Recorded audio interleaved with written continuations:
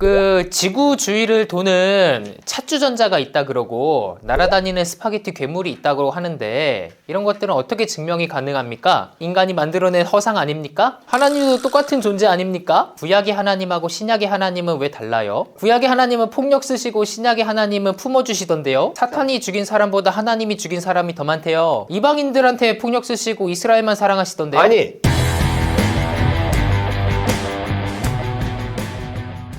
안녕하십니까. 네, 성열교회 담임 목사 김요한입니다.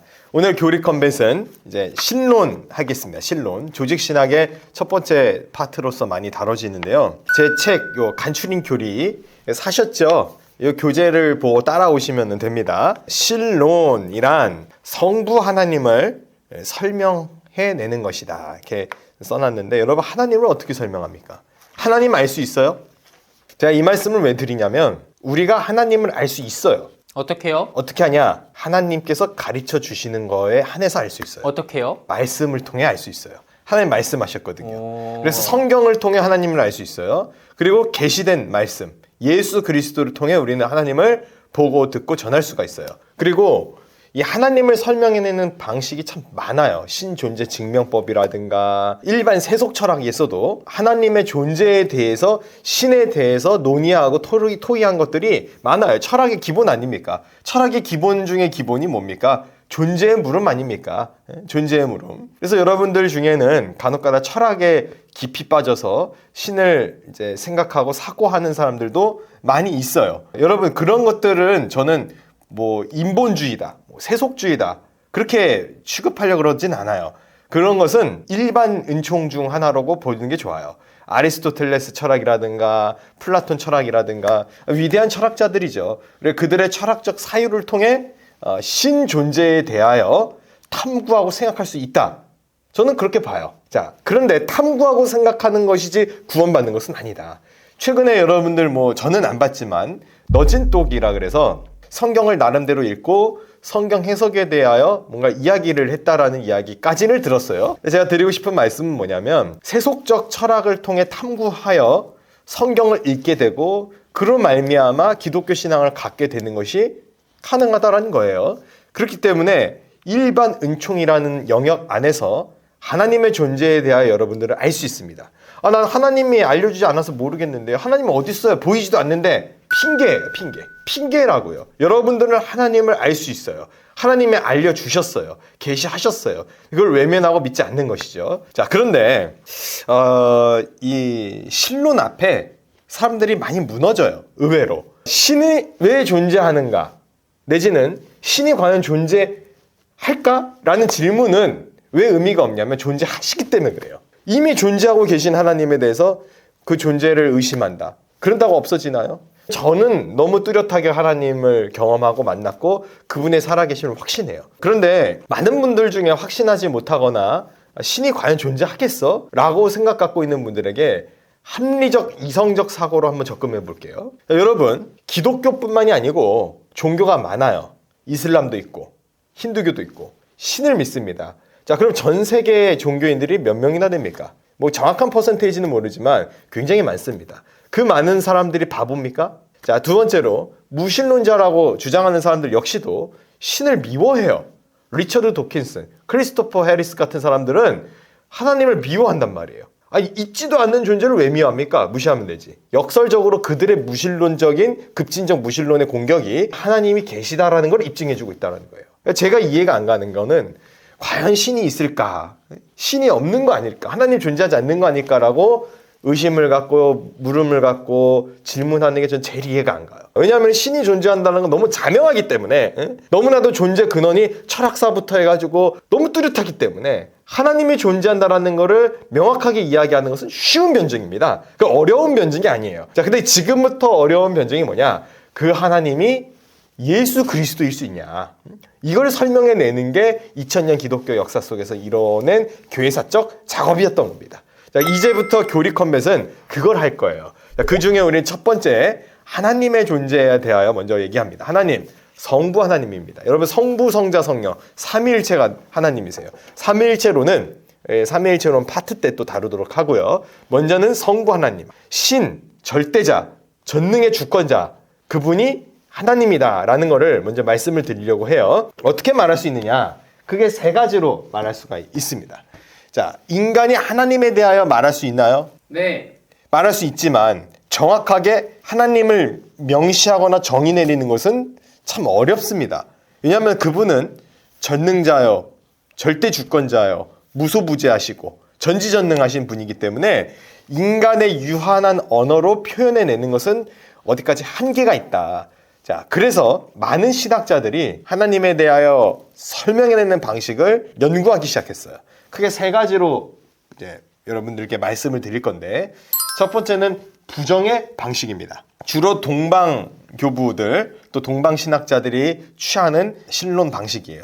하나님을 인간의 언어로 묘사하고 표현할 수 없기 때문에 하나님에게 포함되지 않는 속성을 지워나가는 방식으로 하나님을 설명하는 겁니다. 예를 들면 하나님은 거짓이 없으시다. 하나님은 어둠이 없으시다. 하나님은 부정이 없으시다. 그러니까 하나님은 이렇다 저렇다 라고 정의 내리는 방식이 아니라 하나님은 무엇이 없으신 분. 그래서 악한 속성들과 하나님의 속성에 부합하지 않는 것을 하나씩 지워나가는 방식. 그렇게 해서 하나님이 어떤 분인지를 끌고 가서 설명해내는 것이 동방의 부정의 방식의 방법으로 하나님을 설명하는 것이다 라는 겁니다. 자, 두 번째로 긍정의 방식이 있어요. 긍정. 쉬워요. 굉장히 쉽습니다. 여러분 조직신학을 교리를 어렵게 생각할 필요가 없어요. 긍정의 방식은 성경에도 등장하죠. 하나님은 빛이시다. 하나님은 진리시다. 하나님은 생명이시다. 하나님은 전지전능하시다. 하나님은 무소부재하시다. 그러니까 긍정의 표현들을, 진리의 속성들을, 하나님의 속성으로서 부합하는 속성들을 긍정하는 형태로 하나님을 설명하는 겁니다. 그러니까 하나님에게 있는 속성이죠. 하나님의 그 절대적 속성을 긍정하는 방식으로 표현해내는 것이 긍정의 방식이다라는 것이고, 마지막 하나는 유비의 방식, 다른 말로 비유의 방식인데, 이거는 시편 말씀을 보면 여러분 잘 아실 거예요. 여호와는 나의 목자시다. 여호와는 나의 요새시다. 여호와는 나의 반석이시다. 요새와 반석에 갖고 있는 그 속성, 그것을 비유해서 빗대어서 하나님을 표현한 것이죠. 자, 이처럼 하나님에 대해 표현할 수 있는 방식은 부정의 방식, 긍정의 방식, 그리고 유비의 방식, 이렇게 세 가지가 있고요. 이렇게 해서 하나님을 설명해내고 하나님의 존재에 대하여 알리고자 많은 신학자들이 애를 썼고요. 성경 역시도 이 세 가지 방식이 다 들어가 있어요. 그 세 가지 방식을 통하여 하나님의 존재와 성품에 대하여 끊임없이 설명하고 있습니다. 자, 여러분 하나님을 믿으세요. 그분은 존재하세요. 그분을 못 믿는 게 말이 안 돼요. 하나님은 살아계세요. 여러분들이 그걸 의심하거나 그거를 부정하거나 그거를 내가 거부하겠다라고 마음먹을 수는 있어요.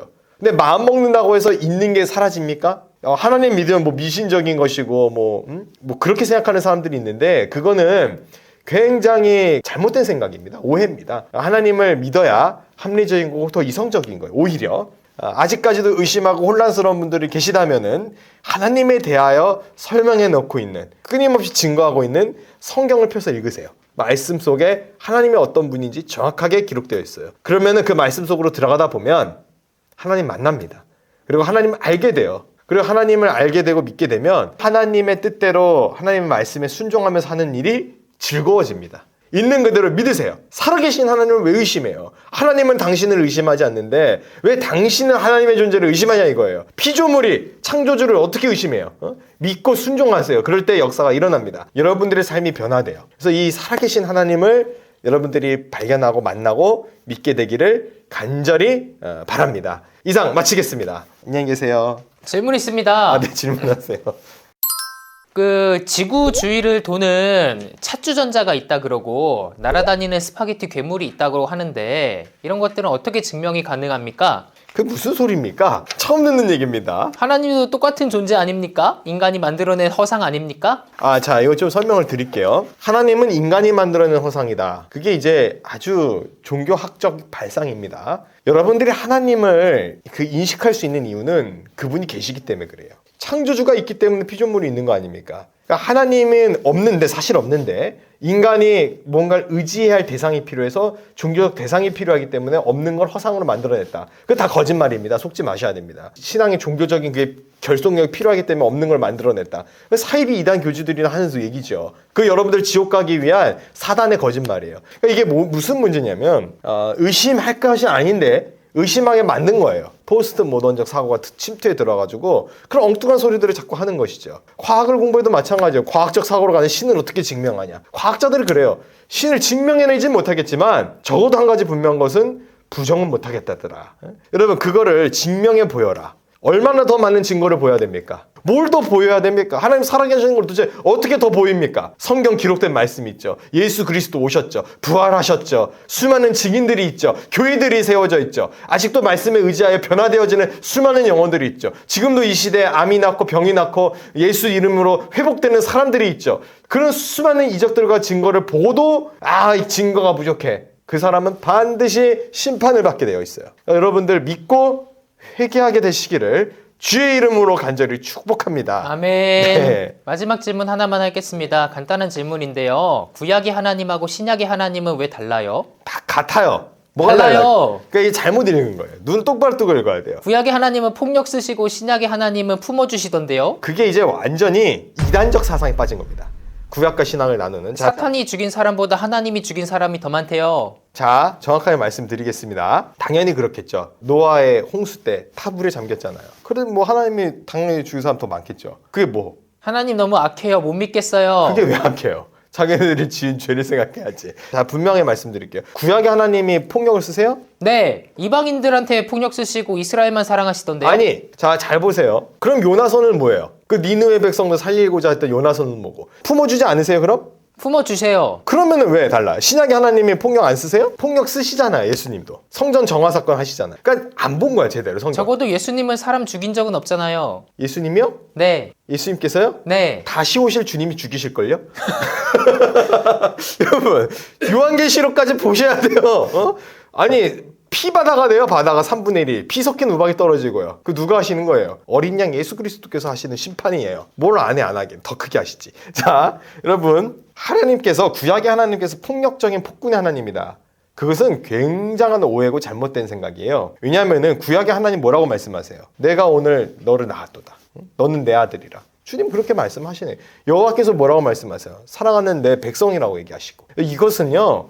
엄청나게 충격적인 거예요. 이스라엘 백성들 하나의 샘플이에요. 하나님의 구원 방식과 사랑을 보여주기 위한 샘플이라고요. 하나님께서는 거룩하신 분이세요. 구약에 뭐라고 하냐? 내가 거룩하니 너희도 거룩하라. 그렇게 말씀하신단 말이에요. 이 거룩이라는 것이 뭐냐? 신약에 와서는 사랑이에요. 자, 그래서 우리가 이 사랑의 개념을 갖고 기독교는 사랑의 종교다 이렇게 얘기하는데 대단히 큰 또 오해 중에 오해입니다. 왜 오해냐면 사랑이라는 언어가 오염되었기 때문에 그래요. 여러분들 사랑을 어떻게 이해하십니까? 사랑. 품어주는 거요. 그러니까 그게 대단히 큰 오해라고요. 여러분, 부모가 아이를 사랑하면 품어줍니까? 네. 잘못하면요. 때려요. 그러면 그 부모, 아이 때리는 부모는 사랑 안 하는 겁니까? 사랑하기 때문에 때리는 거 아니에요. 사랑하는데 잘못된 길을 가고 있는데 품어줘. 애기가 초콜릿 잔뜩 먹어서 이빨 썩고 있는데 애기가 초콜릿 먹고 싶대요. 아이스크림 먹고 싶대요.